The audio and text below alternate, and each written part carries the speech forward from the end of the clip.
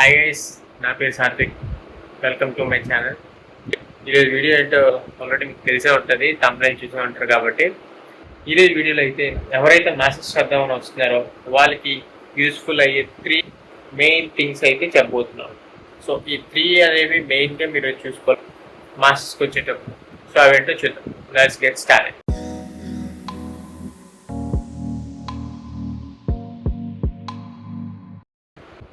మీలో చాలా మంది ఏం చేస్తారంటే మాస్టర్స్ వద్దామని ప్లాన్ చేసుకుంటున్నారు. చాలా మంది అయితే ఫస్ట్ కన్సల్టెన్సీని అప్రోచ్ అవుతారు. సో నేను ఇచ్చే అడ్వైజ్ ఏంటంటే ఫస్ట్ మీరైతే కన్సల్టెన్సీకి అసలు అప్రోచ్ అవ్వదు.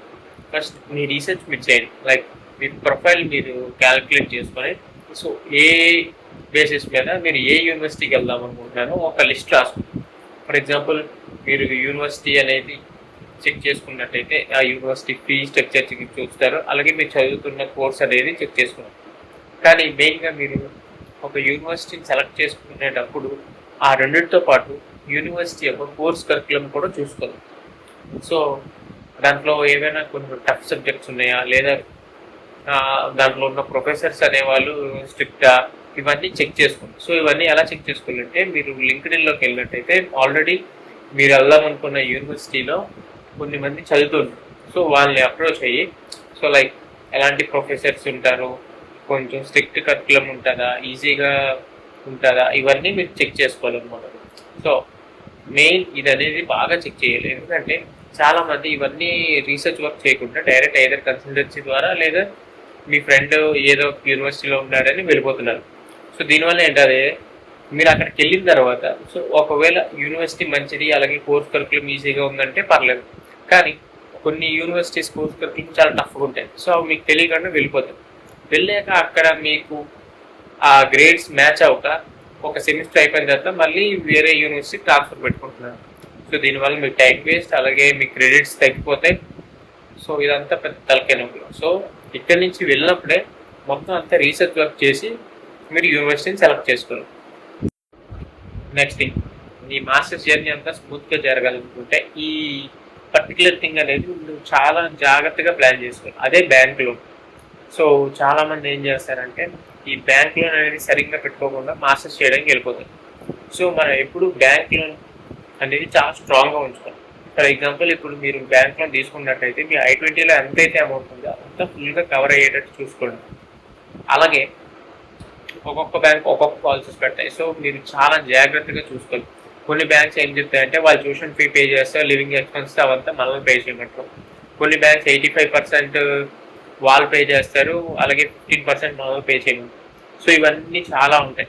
సో ఒక బ్యాంక్ని అప్రోచ్ అయ్యే ముందు సో చాలా రీసెర్చ్ వర్క్ చేసి లాస్ట్గా మీరు తీసుకునే బ్యాంక్ లోన్ అనేది చాలా పర్ఫెక్ట్గా ఉండాలి. ఎందుకంటే మీరు అక్కడికి వెళ్ళిన తర్వాత ఏదైనా ఇబ్బంది గట్టా రాకుండా ఉండాలంటే మీరు ఇక్కడే చాలా స్ట్రాంగ్ బ్యాంక్ లోన్ తీసుకోవాలి.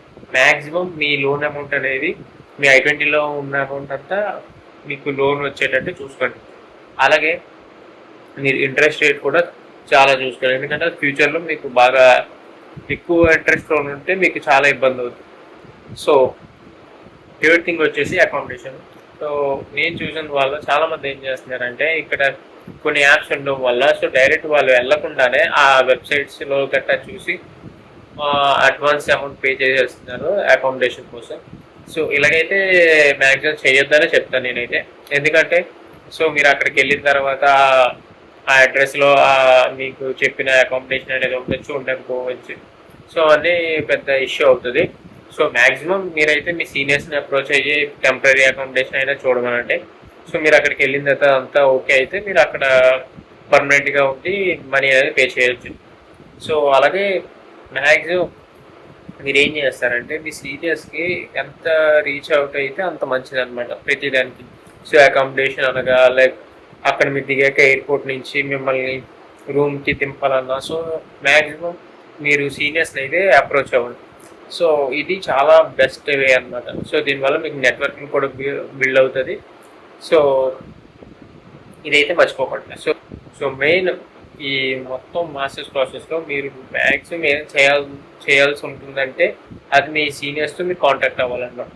సో లింక్డ్ఇన్ లేదా టెలిగ్రామ్ గ్రూప్స్ ఇలా చాలా గ్రూప్స్ ఉంటాయి. సో దాంట్లో మీరు అక్కడ ఏదైతే యూనివర్సిటీకి వెళ్దాం అనుకుంటున్నారో ఆ యూనివర్సిటీలో ఉన్న సీనియర్స్ని రీచ్ అవ్వండి. సో అవడం వల్ల సో మీకు వాళ్ళే చాలా హెల్ప్ అనేది చేస్తారనమాట. సో ఈ వీడియోకి అయితే ఇంతే. సో మెయిన్గా మళ్ళీ చెప్తున్నాను, మాస్టర్స్కి ఎవరైతే ప్లాన్ చేస్తున్నారో మెయిన్ ఈ 3 థింగ్స్ అనేవి అస్సలు నెగ్లెక్ట్ చేయకండి, మర్చిపోకండి. చాలా జాగ్రత్తగా ప్లాన్ చేసుకోవాలి. ఒకటి యూనివర్సిటీ, ఇంకోటి లోన్, అలాగే మూడోది వచ్చేసి అకాంప్లిష్. ఈ 3 థింగ్స్ అనేవి మీరు స్ట్రాంగ్గా బిల్డ్ చేసుకుంటే మీకు మాస్టర్ జర్నీ అనేది మ్యాక్సిమం స్మూత్గా వెళ్తుంది.